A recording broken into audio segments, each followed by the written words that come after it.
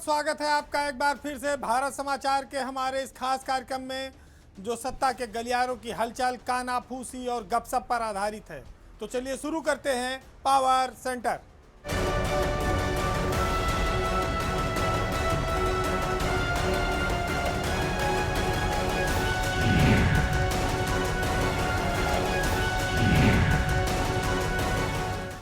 आज सबसे पहले बात महिलाओं के सशक्तिकरण की, ब्यूरोक्रेसी में महिला अफसरों के बढ़ते दबदबे की।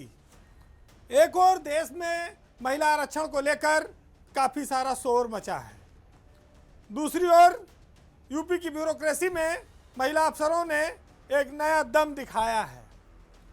इस समय जो प्रदेश का राजस्व विभाग है वो ऐसा पहला महकमा बन गया है जिसमें ऊपर से लेकर नीचे तक सारे अफसर महिला हैं। अब राजस्व जो रेवेन्यू डिपार्टमेंट है उसमें गांव से लेके, शहर से लेके, तहसील कस्बे से लेके, ज़मीन जायदाद के, सिविल के तमाम सारे मुकदमे, विवाद सबसे ज़्यादा यही रहते हैं।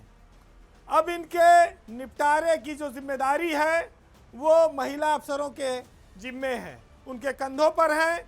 अभी ये संयोग तब बना जब 1990 बैच की आईएएस अधिकारी अर्चना अग्रवाल को राजस्व परिषद का नया चेयरमैन बनाया गया।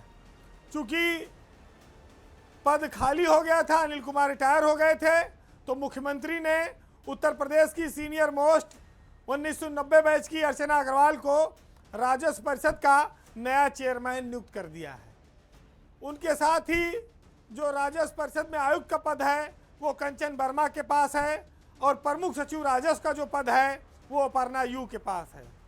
यानी कि शासन में अपर्णा यू देखेंगी और रेवेन्यू बोर्ड में अर्चना अग्रवाल और कंचन वर्मा, इन दोनों लोगों के जिम्मे उत्तर प्रदेश के सबसे बड़े रेवेन्यू महकमे की जिम्मेदारी आ गई है। अब देखना यह है कि ये महिला अफसर प्रदेश के इस सबसे बड़े बोझ को उठाकर कितनी दूर आगे तक ले जा सकती हैं, क्योंकि राजस्व परिषद के पास सिविल मामलों से लेकर, मुकदमों से लेकर लेखपाल, कानूनगो, नायब तहसीलदार, तहसीलदार, एसडीएम, डीएम, जितने मुकदमों की लंबी कतार है उसका मॉनिटर यही है। अब इन लोगों को पूरे प्रदेश में जो तहसीलें, जो अदालतें सिविल की मुकदमों के बोझ से लदी पड़ी है, हजारों हजार लाखों, वो कितनी तेज़ी से कम करा सकती हैं, ये इनकी कला वहाँ पर देखनी होगी। यूपी के इतिहास में ऐसा पहली बार हुआ कि रेवेन्यू बोर्ड का जो चेयरमैन होता है वो मुख्य सचिव के बराबर का पद है, तो सरकार उसको सचिवालय से बाहर कर देती है। रेवेन्यू बोर्ड एक स्वतंत्र संस्था है और वहाँ पर वो अपना आराम से उसको बार बार शासन की बैठकों में नहीं आना है, सचिवालय में चीफ सेक्रेटरी की बैठकों में नहीं आना रहता। इन सब चीज़ों से उन्हें मुक्ति मिल जाती है और उनकी सीनियरिटी की जो गरिमा है वो भी बनी रहती है। लेकिन अर्चना अग्रवाल को राजस्व परिषद का चेयरमैन बनाने के साथ साथ सरकार ने अपर मुख्य सचिव परिवहन यूपी एसआरटीसी का भी चार्ज दे रखा है। तो एक परंपरा तो टूट गई, वो बोर्ड की चेयरमैन है और शासन में भी उनको मीटिंग में आना पड़ेगा, सचिवालय से यानी कि वो बाहर नहीं गई। अब इसमें भी एक तकनीकी बात है, इसमें कोई अड़चन इसलिए नहीं आई कि अर्चना अग्रवाल 90 बैच की हैं और उनसे सीनियर हैं एसपी गोयल, वो 89 बैच के हैं, तो इसलिए उनका सचिवालय में रहने से कोई असुविधा नहीं होगी, क्योंकि उनका सीनियर अफसर चीफ सेक्रेटरी है। अगर उनसे कोई जूनियर चीफ सेक्रेटरी होता तो फिर अर्चना अग्रवाल को शासन में सचिवालय में नहीं रखा जा सकता था, फिर उनको रेवेन्यू बोर्ड में ही रखना पड़ता। तो यहाँ पर सीनियरिटी और जूनियरिटी में कोई प्रॉब्लम नहीं आ रही है, इसलिए भी शायद सरकार ने ये प्रयोग किया है। वैसे अर्चना अग्रवाल की नौकरी मात्र 4 महीना बची है, सितंबर में वो रिटायर हो जाएंगी। उसके बाद फिर 1991 बैच का ही कोई अफसर रेवेन्यू बोर्ड में आएगा, क्योंकि 90 बैच में सिर्फ 2 अफसर इस समय हैं, एक अर्चना अग्रवाल हैं, दूसरे दीपक कुमार हैं। अर्चना अग्रवाल सितंबर में रिटायर हो रही हैं, दीपक कुमार अक्टूबर में रिटायर हो रहे हैं। 91 बैच का कोई अफसर अब आगे जाकर चाहे राजस्व परिषद का चेयरमैन बने, चाहे आईडीसी बने, चाहे एपीसी बने, ये आगे 4 महीने बाद 5 महीने बाद तय होगा।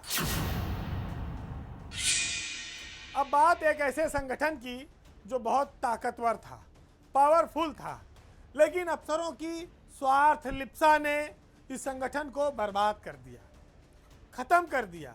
बात आज उत्तर प्रदेश आईएएस एसोसिएशन की है। यूपी की ब्यूरोक्रेसी में पिछले कुछ सालों में एक चलन ये बढ़ा है कि अफसरों ने अपनी निजी हित को, अपनी निजी पोस्टिंग को ज़्यादा तरजीह दी। अच्छी पोस्टिंग पाने के लिए उन्होंने देश के सबसे प्रभावशाली संगठन को अपने ही राज्य में उसका अस्तित्व समाप्त कर दिया, उसको मृतप्राय बना दिया। आईएएस एसोसिएशन जो एक ज़माने में प्रदेश का सबसे बड़ा एसोसिएशन था, और कहा जाए कि वही नीति बनाते हैं, वही शासन है, वही सब कुछ है, आज वही का संगठन खाली रस्मी अदायगी रह गया है, रस्म निभा रहा है। वो अपनी बैठक तक नहीं कर पाते, वो अपने सदस्यों पर होने वाले अत्याचार पर नहीं बोल पाते, उनके अन्याय पर कहीं आवाज नहीं उठा पाते। तो ऐसी एसोसिएशन और संगठन किस काम का है? बहुत दूर की बात हो गई जब ये एसोसिएशन मजबूती से अपनी बात रखता था, और उस समय कुछ मजबूत अफसर चरित्र के लोग भी आते थे। अब हर आदमी अपनी कुर्सी बचाने में लगा रहता है, तो वो सरकार के सामने पक्ष क्या रखे? अभी अनिल कुमार जब राजस्व परिषद से रिटायर हुए तो उनकी जगह दीपक कुमार को, जो 1990 बैच के आईएएस अफसर हैं, आईएएस एसोसिएशन का नया अध्यक्ष चुना गया है। वो सीनियर मोस्ट आईएएस अफसरों में हैं।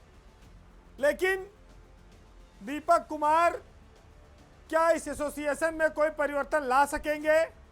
क्या वो कोई बैठक कर सकेंगे, एजीएम बुला सकेंगे?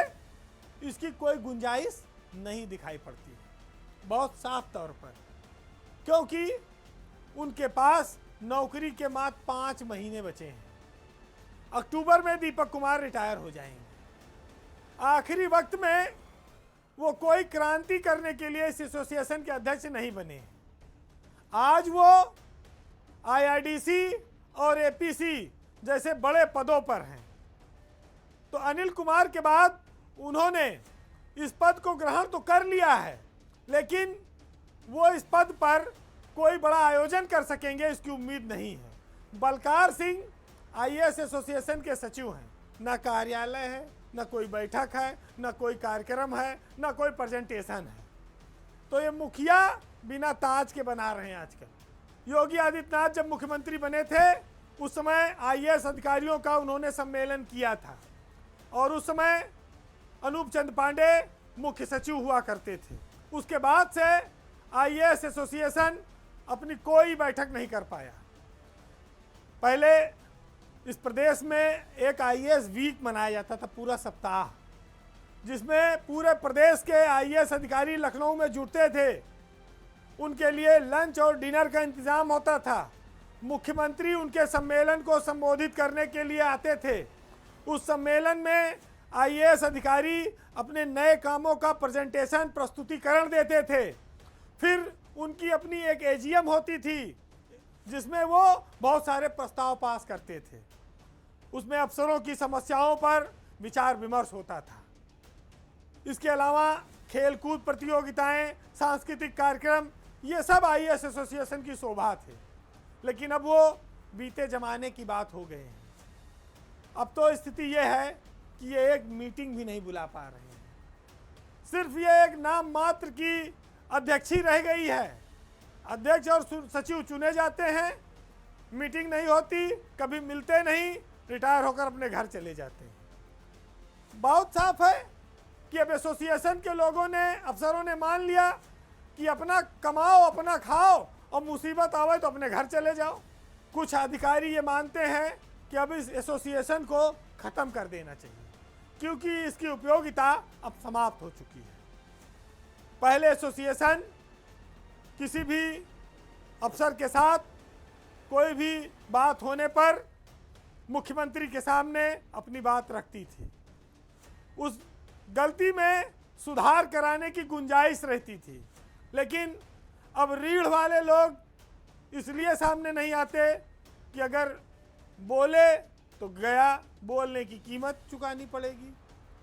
तो जो अच्छे पद पा जाते हैं वो चुप रहते हैं, और अच्छे पद की कीमत उनके समूह के 500 550 का जो कैडर है IAS अफसरों का, वो उसमें से बहुत सारे लोग चुकाते हैं। एक उदाहरण सुनिए, बड़े बड़े पदों पर बड़े बड़े लोग बैठे हैं, लेकिन क्या उनको ये नहीं दिखाई पड़ता कि IAS में कितने अधिकारी 4 5 साल से वनवास काट रहे हैं? क्या जिनको एक बार सजा मिल गई उनकी जांच नहीं खत्म हो रही है? मामूली बातों पर लोगों का कैरियर समाप्त हो रहा है। इसके लिए अगर वो आवाज़ उठाते, इसके लिए अगर वो बात करते, तो आज उनकी सराहना होती। लेकिन नए आए हुए अधिकारी भी अपने सीनियर को इसीलिए सम्मान नहीं दे पा रहे हैं कि जब इस आग में हमको खुद ही जलना है, जब अपना घर फूंक के हमको खुद ही उजाला देखना है, तो इस एसोसिएशन को लेके क्या करें? बैठ के चाटें? उत्तर प्रदेश में जब तबादला सीजन आता है तो अफसर और मंत्री सब लोगों की काफ़ी पूछ बढ़ जाती है, और इसमें एक मौका भी मिलता है कि थोड़ा बहुत साम दाम वाला व्यवस्था भी हो जाए। लेकिन तबादलों की राह देख रहे लोगों को पशुपालन विभाग में पिछले 2 सालों से निराशा का सामना करना पड़ रहा है। उत्तर प्रदेश का पशुपालन विभाग ऐसा है जिसने इस साल भी अपने यहाँ तबादला सत्र शून्य कर दिया है। मंत्री धर्मपाल सिंह ने एक भी तबादले नहीं किए, और पिछले साल भी इन्होंने तबादला सत्र 0 कर दिया था। ऐसा चर्चा है कि विवादों से बचने के लिए मंत्री धर्मपाल सिंह तबादलों में भ्रष्टाचार के आरोपों से बचने के लिए इन चीज़ों से दूरी बनाए हुए हैं। आपको याद होगा कि वो योगी पार्ट 1 की सरकार में प्रदेश के सिंचाई मंत्री थे, बहुत बड़ा पद था, और उनको बीच रास्ते में आरोपों के चलते इस्तीफा देना पड़ा। एक और जो पशु चिकित्सा अधिकारी संघ है, उसने पहले भी अफसरों पर आरोप लगाए कि भ्रष्टाचार विभाग में बहुत ज़्यादा है। पशुधन विकास परिषद के CEO को इसीलिए हटाना पड़ा।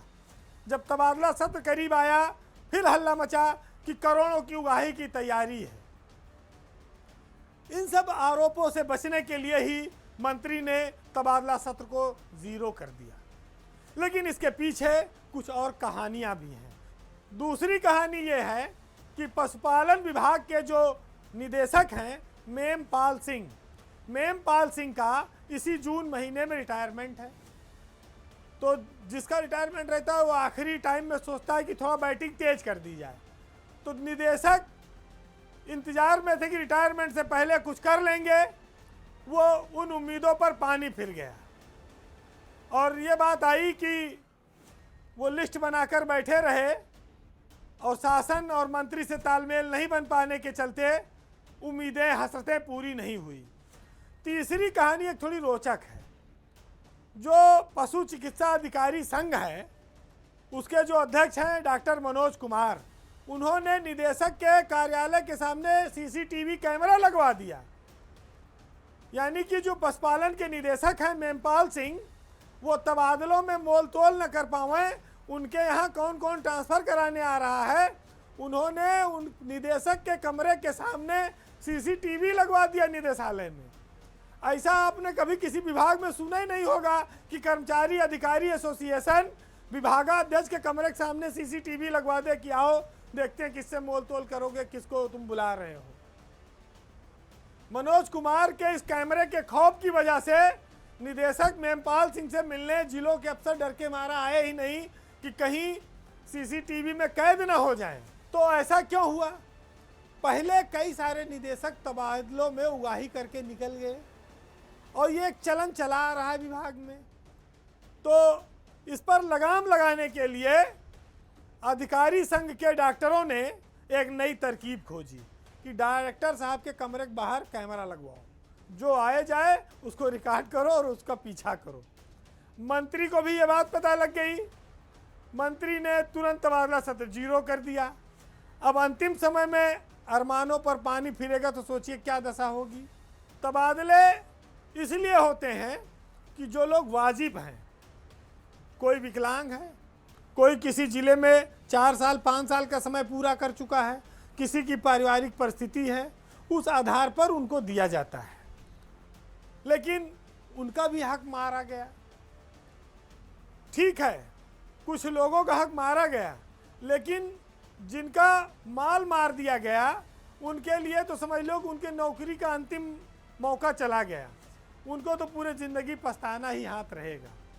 तो विवादों और परेशानियों से जुड़ा हुआ जो महकमा है वो मंत्री धर्मपाल सिंह का पीछा नहीं छोड़ रहा है और उन्होंने कोशिश करके किसी तरह इस काजल की कोठरी से निकलने का प्रयास तो किया है। अब इस प्रयास में भी कई सारी कहानियां थी जो मैंने आपको बताई।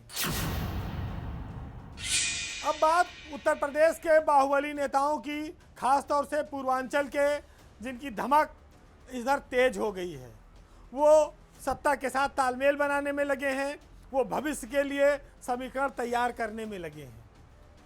पूर्वांचल के बाहुबली अब आने वाले चुनाव, सियासी बयार, इन सब को देखकर उन्होंने अपनी सक्रियताएं बढ़ा दी हैं। और कहा जाए तो उत्तर प्रदेश में बाहुबलियों के, माफियाओं के 2 अलग अलग धड़े बन रहे हैं। ऐसा दिखाई देता है कि एक तरफ धनंजय सिंह, बृजभूषण शरण सिंह की नज़दीकी बढ़ रही है, तो दूसरी तरफ पूर्वांचल में एक ज़माने में माफिया डॉन कहे जाने वाले ब्रजेश सिंह नई राजनीतिक पारी के तैयारी में है। धनंजय सिंह और उनकी पत्नी श्रीकला, जो इस समय जिला पंचायत के अध्यक्ष हैं, उनके सामने एक नई चुनौती उभर रही है। एक तरफ ब्रजेश सिंह, एक तरफ धनंजय सिंह और बीच में राजा भैया। ब्रजेश सिंह को आप जानते होंगे कि जौनपुर, बनारस, चंदौली, इस इलाके में उनका दखल काफ़ी रहा है। पूर्वांचल की राजनीति में ये बाहुबली एक तीसरी ताकत के तौर पर माने जाते रहे हैं। अगर आप देखेंगे तो सत्ताधारी दल बीजेपी और मुख्य विपक्षी दल समाजवादी पार्टी के बाद तीसरी ताकत इन बाहुबलियों के हाथों में रही, जिसमें राजा भैया, ब्रजेश सिंह, धनंजय सिंह, सुशील सिंह, बृजभूषण शरण सिंह, ये जो सबसे ताकतवर नेताओं में से लोग रहे हैं। इनका एक खास वोट बैंक पर काफ़ी प्रभाव रहा है। इनकी लाइफ भी काफ़ी ग्लैमरस है। इनके पास बहुत बड़ी संख्या में इनके फॉलोअर्स भी हैं, समर्थक भी हैं। पिछले दिनों प्रतापगढ़, जौनपुर, बनारस, चंदौली समेत करीब आधा दर्जन जिलों में प्रभाव जो रखते हैं बाहुबली, इनकी अलग अलग तस्वीरें आई हैं, जिसमें इस बात का आभास होता है कि उत्तर प्रदेश की में राजनीतिक संतुलन का एक नया समीकरण बनने वाला है। बीजेपी विधायक सुशील सिंह पिछले दिनों राजा भैया से मिले, उसकी तस्वीरें सोशल मीडिया पर आई हैं। सुशील सिंह ब्रजेश सिंह के भाई हैं। इधर चर्चा ये है कि जो ब्रजेश सिंह कभी मुख्तार अंसारी के जानी दुश्मन हुआ करते थे, चला चली थी, मुख्तार अंसारी के जाने के बाद से अब अपने बेटे को वो राजनीति में स्थापित करना चाहते हैं, जिनका नाम है सिद्धार्थ सिंह। सिद्धार्थ को ब्रजेश सिंह जिला पंचायत का चुनाव लड़ाना चाहते हैं। जौनपुर में दोनों एक धार्मिक मंच पर साथ भी नजर आए थे। इधर बेटे को लेकर ब्रजेश सिंह आगे बढ़ रहे हैं, दूसरी ओर धनंजय सिंह और उनकी पत्नी, जो इस समय जौनपुर में जिला पंचायत के अध्यक्ष हैं, श्रीकला धनंजय, वो पहले से ही प्रभावशाली यहाँ पर बने हुए हैं। तो जौनपुर में एक प्रतिष्ठा की लड़ाई आपको देखने को मिल सकती है। आप ये कह सकते हैं कि एक बहुत बड़ी लड़ाई पूर्वांचल में बाहुबलियों की शुरू होने की तैयारी में आके बैठी हुई है, और ये ऐलान कभी भी हो सकता है। इसमें रघुराज प्रताप सिंह राजा भैया एक न्यूट्रल नेता के तौर पर अपनी भूमिका में हैं, लेकिन जब दो बाहुबली टकराते हैं, उनके पावर का, उनके धनबल का जब प्रदर्शन होता है तो कुछ ना कुछ तो विस्फोटक होता ही है। और विस्फोट की ये तैयारी अभी से अपने संकेत दे रही है। और इस बार जंग का मैदान बनेगा जौनपुर का इलाका। अगर पंचायत चुनाव हो जाता तो ये घमासान आपको देखने को मिल जाता, लेकिन ये टल गया। अब ये विधानसभा चुनाव अगर पहले होगा तो ये बवाल तय है, और अगर विधानसभा हुआ तो फिर सबको ठंडा कर देगी बीजेपी कि अभी शांति से बैठो, जो दिया जा रहा है वो लो। तो सियासत के जो दबंग हैं वो सत्ता के सामने नरम हो जाते हैं, लेकिन आम जनमानस के सामने उनकी गर्मी, उनका जो बाहुबल है वो लगातार प्रभाव बनाए रखता है। इस संतुलन को बनाने में इन नेताओं ने काफ़ी मेहनत की है और उसका आनंद भी लिया है, उसका फल भी भोग रहे हैं। तो बाहुबली बहुत होशियार भी होते हैं, इस बात को ध्यान में रखिएगा। तो ये अपने फायदे की ही सियासत करेंगे, चाहे सरकार जिसकी हो और चुनाव कोई सा भी हो। तो फिलहाल आज के पावर सेंटर में इतना ही। जाते जाते हम जिस समाज में रहते हैं वहाँ पर नेताओं पर, सरकारों पर, आम जनमानस की भलाई करने की जिम्मेदारी है। समस्या इसी बात की है कि जो जीत कर चला जाता है फिर वो 5 साल पलट कर आता नहीं, और जनता जिस गरीबी की हालत में रहती है वहीं खाली टकटकी लगाए देखती रह जाती है। उसके अरमान तो लुट चुके होते हैं, उसे इंतज़ार होता है फिर अगले चुनाव का। तो आज इन्हीं पर कुछ लाइनें सुनिएगा और आनंद लीजिएगा कि कुछ इस तरह से बांट रखा है अमीरों ने बस्ती को कि गरीबों के हिस्से में सिर्फ खामोशी आती है, और रोटी की तलाश में भटकता है यहाँ हर शख्स, और सियासत दिल्ली से इसे जन्नत बताती है। भूख से बिलखते बच्चों को देखकर पिघलता नहीं दिल जिनका, वही चंद लोग आज देश के रहनुमा कहलाते हैं। नमस्कार।